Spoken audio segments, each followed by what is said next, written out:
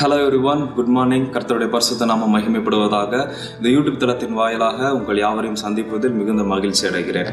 பல ஆண்டுகளுக்கு முன்பாக ஜான் என்ற ஒரு மனிதன் வாழ்ந்து கொண்டிருந்தார். அவர் மிகப்பெரிய ஒரு பணக்காரராக இருந்தார். அவரிடத்தில் இல்லாத செல்வம் இல்லை, புகழ் இல்லை, பெயர் இல்லை, எல்லாமே அவரிடத்தில் இருந்தது. ஆனால் ஒரே ஒரு விஷயம் மட்டும் அவரிடத்துல இல்லை. என்னன்னா, மனசில் ஒரு சந்தோஷம் இல்லை, சமாதானம் இல்லை. இந்த உலகத்தில் பல இடங்களுக்கு போய் சென்று தேடி பார்த்தார், சந்தோஷத்தை எப்படி பெறுறது, சமாதானத்தை எப்படி பெறுறது அப்படின்னு. ஆனால் எங்கே தேடி போனாலுமே அவரிடத்துல ஒரு சந்தோஷம் காணப்படலை. கடைசியில் ஒரு நாள் ஒரு பீச் கடற்கரை ஓரத்தில் நடந்து போயிட்டு இருக்காரு. அங்கே ஒரு வயதான ஒரு தாத்தா உட்காந்து ஒரு புத்தகத்தை வாசித்து கொண்டு இருக்கிறாரு. உடனே அவரிடத்துல போய் பக்கத்தில் போய் உட்கார்ந்து, ஐயா, நான் இந்த உலகத்தில் என்கிட்ட இல்லாத பொருள் இல்லை, பெயர் இல்லை, செல்வம் இல்லை, எல்லாமே என்கிட்ட இருக்குது. ஆனால் எனக்கு உள்ளதில் சமாதானம் இல்லையா, சந்தோஷம் இல்லை, நான் அதை எப்படி பெற்றுக்கொள்கிறது அப்படின்னு கேட்டார்.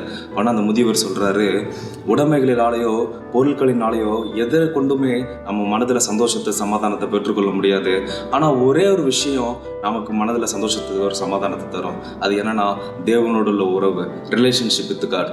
உடனே ஜானுக்கு இதை கேட்ட உடனே மனதில் ஒரு கோபம், ஒரு சந்தேகம், எப்படி தேவனோடு உள்ள உறவு மூலமாக சந்தோஷத்தை பெற்றுக்கொள்வது அப்படின்ட்டு.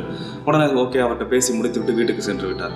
கொஞ்சம் நாட்கள் ஆனது. அந்த வயதான முதியவர் சொன்ன அந்த வார்த்தையை அவர் நினைவு கூர்ந்து தன்னுடைய இருதயத்தில் சிந்தித்து கொண்டிருந்தார். ஓகே, அவர் சொன்னபடியே நாம முயற்சி செய்து பார்ப்போமே அப்படின்னு சொல்லி தேவனோடு ஜெபிக்க ஆரம்பித்தார். அனுதினமும் வேதத்தை வாசிக்க ஆரம்பித்தார். ஜானுடைய வாழ்க்கையில் ஒரு மாற்றம் காணப்பட்டது. நாட்கள் சென்றது, பல மாதங்கள் ஆனது, வருடங்களும் சென்றது. ஜானை சுற்றி இருந்த எல்லா மக்களும் கூட அவரிடத்தில் இருந்த மாற்றத்தை உணர்ந்தனர். தன்னுடைய இருந்த எல்லா பொருட்கள், செல்வத்தை பயன்படுத்தி ஏழை மக்கள், எளிய மக்களுக்கு அவர் உதவிகளை செய்ய ஆரம்பித்தார். தன்னுடைய வாழ்க்கையின் நோக்கத்தை அவர் புரிந்து கொண்டார். தேவன் தன்னை குறித்து வைத்திருக்கிற சித்தம் என்ன, திட்டம் என்ன என்பதை புரிந்து கொண்டு மகிழ்ச்சியுடன் செயல்பட தொடங்கினார். அவரிடத்தில் எது இல்லை என்று நினைத்தாரோ அதை தேவன் அவருக்கு தந்தருளினார். காரணம், தேவனோடு உள்ள உறவு அவருக்கு மனதில் சந்தோஷத்தையும் சமாதானத்தையும் கொடுத்தது. வேதத்தில் நாம் பார்க்கிறோம், மோசேயை தெரியாத ஒரு நபர் இருக்க மாட்டாங்க. மோசே பழைய ஏற்பாட்டில் ஒரு கொலையை செய்துவிட்டு வனாந்தரத்திற்கு ஓடுகிறான். அங்கு வாழ்ந்து கொண்டிருக்கிற மோசையை தேவன் சந்திக்கிறார். ஒரு முச்செடியின் நடுவிலே தேவன் அவனுக்கு தோன்றி அவனோடு கூட நேரடியாக பேசுகிறார். அந்த நேரத்தில் நீங்கள் பார்த்தீங்க அப்படின்னா, யாத்திராகமம் 3வது அதிகாரம் 6வது வசனத்தில் இப்படியாக சொல்லப்பட்டிருக்கிறது, தேவனை நோக்கி பார்க்க பயந்ததினால் மோசே தன்னுடைய முகத்தை மூடிக்கொண்டான் என்று. மோசே தன்னுடைய முகத்தை மூடிக்கொள்ள காரணம் என்ன? அவனுடைய முந்தினிய வாழ்க்கையை பார்த்தோம் என்று சொன்னால், ஒரு கொலைகாரனாக அவன் இருக்கிறான். ஒரு கொலையை செய்துவிட்டு தப்பியோடி வனாந்தரத்தில் இருக்கிறான். அவனுக்குள்ள இருக்கிற பாவ உணர்வு, குற்றம் அவனை தேவனை நோக்கி பார்க்க முடியாதபடிக்கு தன்னுடைய முகத்தை மூடிக்கொள்ள செய்தது. அதே யாத்திராகமம் 33வது அதிகாரத்தில் 18வது வசனத்தில் சொல்லப்படுகிறது, மோசே தேவனை நோக்கி கேட்கிறான், தேவனே, உம்முடைய மகிமையை எனக்கு காண்பித்தருளும் என்று.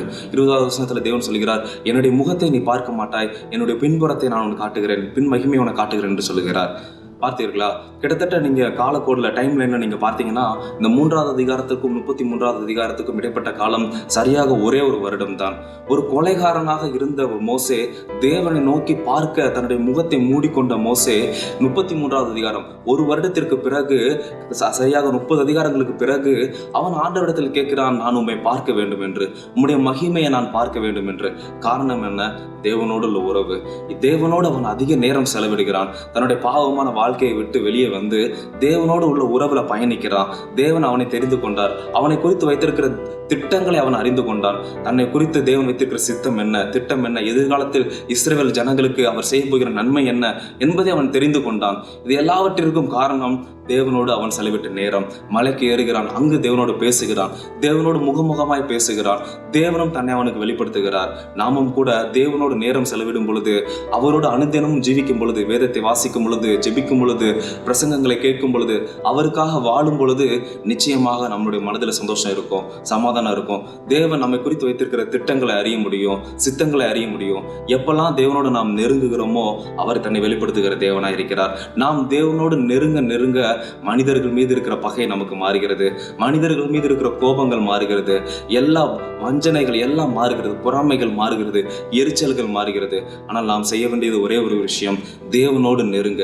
எப்பொழுதெல்லாம் தேவனோடு இன்னும் கிட்டி செல்கிறோமோ நாம் மனிதர்களோடு சுமூகமாக வாழ முடிகிறதை நாம் பார்க்கிறோம். இன்றைக்கு கூட நான் உங்களோடு சொல்லுகிறேன், தேவனோடு அதிக நேரம் செலவிடுங்கள். ஒரு கொலைகாரனை ஒரு தலைவனாய் மாற்றியது தேவனோடு உள்ள உறவு. ஜானுடைய வாழ்க்கையில சந்தோஷத்தை, சமாதானத்தை கொடுத்தது தேவனோடு உள்ள உறவு.